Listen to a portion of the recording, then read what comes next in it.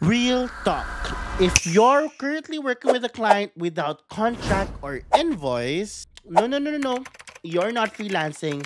You're just hoping to get paid. You might be talented, you might be hardworking, but if there's no paper trail, then legally it never happened. And let's be honest, nothing hurts more than chasing down payments for work you already did. Here's the problem. Too many freelancers skips the invoice and the contract because number one, they're not sure how to make one.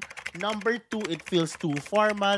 And number three, they feel that their clients are too nice for that already. They trust the client right away. No matter how chill your client is, no contract means no protection. No invoice means no clear payment trail. And when stuff goes wrong, you've got nothing to stand on. Hey, it's Sham, the founder of Barangay V University, and welcome to our series called No Experience to Freelancing Bundle Spoon Feed Edition. And if you're new here, make sure to access our Notion board, linked in the description box, because all the things that you need are there, the list of modules, so you can start all over, all the worksheets, all the documents, the templates, the files that you need, and all the resources. Because as I promised, this is spoon feeding, so make sure you maximize it, okay? So going back, I'm about to solve your problem, so might as well like, subscribe, and hit that notification bell because what I'm about to bring to the table is value bomb, okay? So today, I'm breaking it all down. What the contract is, why it matters, what's in it, and of course, how to create one. Plus, okay, I'll be giving out a template too. And everything that you need to know about sending invoices that actually gets paid. But first, let's answer your first question. What is a contract?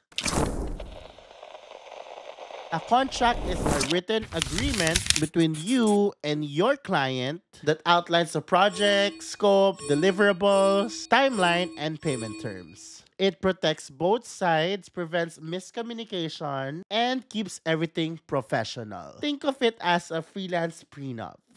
Next question to answer is, why do you always need a contract? Okay. Now, here's what a contract does to you, okay, as a service provider. Number one, it sets clear expectations. Number two, it clearly states the scope of work that you will do or that you promise to your clients. So this will protect you from over delivering, like clients who constantly gives you, tasks that are outside the scope of work you guys signed for. Number three, it protects your time and income, very important, okay? And lastly, it makes you look like a total pro. Plus, clients will take you more seriously when they see you got your paperwork in order. So, next question, Jam, what should be in a contract? What are the clauses, okay?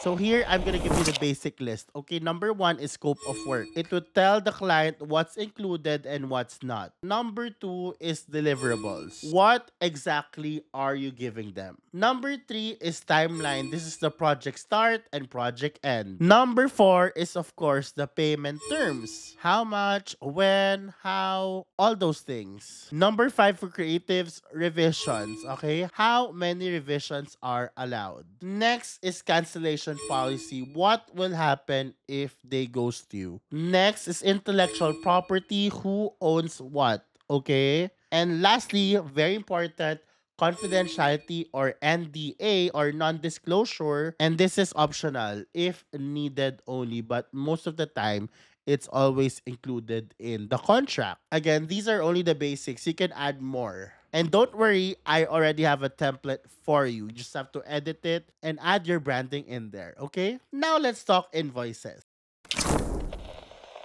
An invoice is a document that you send to your client that says, here's what I did, here's what you owe, and here's how to pay me. It's not just a receipt. It's a professional tool or document that tracks your payments and gets you paid faster. Now, next question is, what should be in an invoice?